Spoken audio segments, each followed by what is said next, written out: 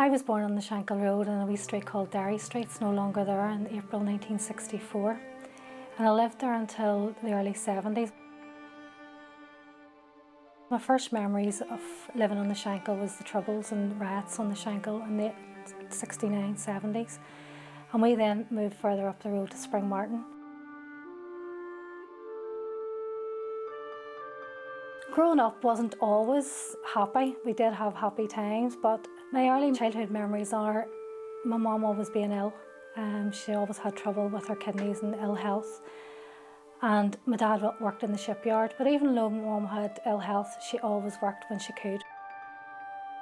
My father was a drinker, typical shipyard man, worked all week and drank all weekend, and that had an impact on the family. But there was happy times, because every time there was a school holiday, Halloween, Easter, July, we were taken away, both myself, my two brothers and my parents. So we did have some happy memories. I left school with, I would say, no education at all. I went to Mount Gilbert and there was no emphasis put on education growing up. I never remember my parents asking me how I got on at school or had any homework or about exams or anything. It was just to get through school, leave school and get a job. And like most others around that time, I left school at 16 with no education. But I was lucky enough to find employment, and I found full-time employment in Woolworths in town. My mother worked in there, so maybe that stood for me. And I worked in the cash office in there. I was there for 11 years. Also at 16, as well as leaving school and getting a job, I met my husband then as well. And I married him about 6 years later. Just before we got married, we both became Christians, and that seemed to be a pivotal point in our lives. So I continued working away, was married, had my son at this stage, and then in May of 1992 I found out that I was pregnant again with my daughter. Then in the August of 1992 I was made redundant from Woolworths. There was restructuring going on, and I lost my job. My mother and father had went away on holiday to Blackpool in the July of that year, and my mother took ill in Blackpool and I had to go over and accompany her home. She went straight from the airport into the city hospital and never came out again. My father was devastated to know that she wasn't going to pull through. We'd been told she wasn't going to make it, and various health issues had raised their head again that she had trouble with in previous years. And I remember him saying she had to be taken for an emergency operation on one Friday night, and I remember him saying to me, "She's not going to make it and I don't want to live without her." And he was dead by the Tuesday. He was still working in the shipyard at that point, but I believe he just died with a broken heart. So he actually died before her.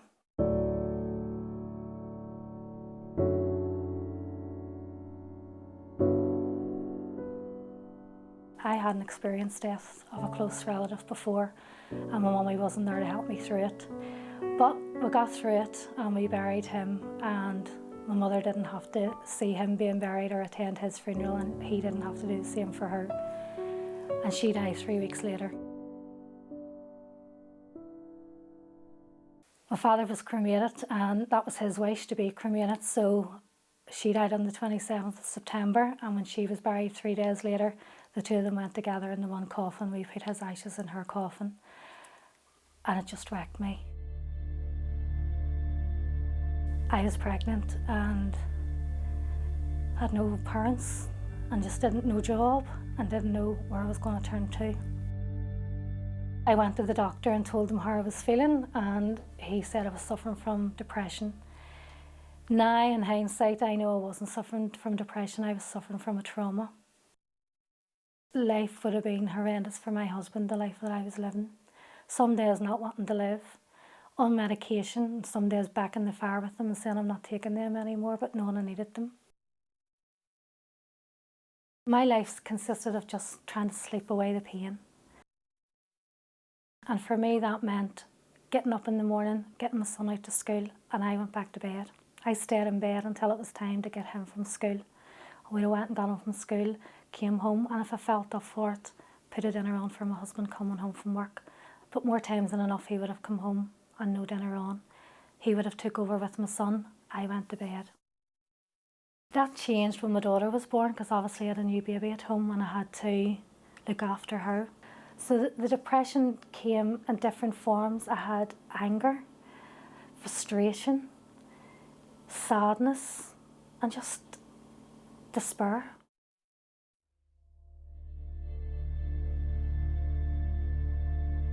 And that went on and on for years. I attended CPNs, attended psychiatrists, and just wasn't getting anywhere at all. And in about September 1999, my daughter then was up and was at nursery, and I decided that I would try and do something to get out of the house a bit, and I started doing some computer classes.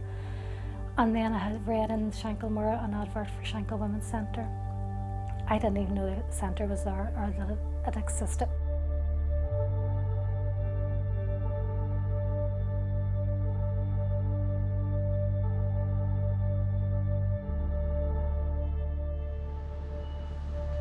And I'm hopeless at spelling, and the class that I seen in the Shankill Mirror was for spelling classes, and I thought, well, if I go down, they might be able to learn me how to spell.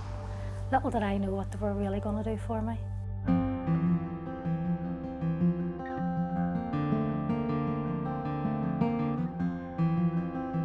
I went in and enrolled for the spelling classes, and when I was in there, there was a staff member called Lynn Pilson. I would say she would have been my mentor. She took me under her wing and she told me about another class that was going on called Steps to Excellence. It was a personal development class. And I signed up for it, and I was thinking, what have I done here? Am I doing the right thing? But that class changed my life. It got me to look at my life and how I was living it, and how I was dependent on medication and doctors and psychiatrists when really they couldn't do anything for me. It had to come from within. And I had to question myself and what I was doing, and I started to make changes within my life. Because that class done so much for me, I went on to train to be a facilitator, and I delivered that class in Shankill Women's Centre on a voluntary basis from there on in, and still deliver to this day. I had been doing some computer classes up to that point as well, and I'd been paying for them, and I was out of work and I couldn't really afford to keep doing it, and ECDL, the European Computer Driving Licence, had just come on the scene, and Lynn Pilson had said to me about doing it, and I couldn't afford it. So she had went and spoke to Betty Carlisle, the centre manager, who I didn't even know at that point, and Betty agreed through funding to pay that course for me. And my pay back then was I delivered basic IT to the women on a voluntary basis. I found and my family seen a difference in me while I was using the centre. It was a lifeline for me. And when there was no classes on during the summer, my husband used to say to me, can you not even just go down and sit in it? Because it meant so much to me. It became part of my life, and it became part of my family's life. When I went through the doors of Shankill Women's Centre, I was on 6 antidepressants a day and a beta blocker. I'd been on this medication for 11 years. I knew I couldn't just stop the medication. So what I did was I weaned myself off it. I gradually cut down. It took me between 18 months and 2 years to do that. And eventually I was free of the medication. I then volunteered in the Women's Centre doing some finance with the finance manager there to get some experience, because I'd been out of work for 11 years. I was applying for jobs. I wanted to get back into employment, and I had no experience. So it was about getting as much volunteering experience under my belt as possible. And eventually I secured employment in Laganeel Improvement Association doing finance. Lovely people, lovely organisation, but I was missing Shankill Women's Centre. And I really believed in what they were doing, because I knew what they had done for me.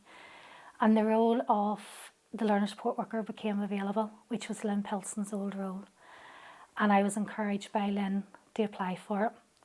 I thought I didn't have a chance, but I applied, set the interview, and was successful in the position. And I have to say, I loved doing that job. I was doing the job now that supported me finding my way in life. I was now doing that for other people. And then about 4 or 5 years ago, coming 5 years ago, the opportunity came up for the project manager post, and I applied. And again, I thought, didn't have a chance, but I was successful in that role as well. I'm now managing the project, and have 3 staff with me in the project. How do you want to be Remember, all meaningful and lasting change starts on the inside and works out. September 1999 was life-changing for me when I found Shankill Women's Centre. And going through it as a woman was a progression for me, but I have progressed so far that now working in the Women's Centre, I have something to get up for in the mornings. It's a joy to work in it, it's a joy to work with the women and the people who come in, who I just see me in them and I see the progression that they're making. It just makes my day worthwhile. There's hope out there, there's help out there, you just need to source it. Find a women's centre in your area or a community organisation or get involved in something. Sometimes just helping others helps you.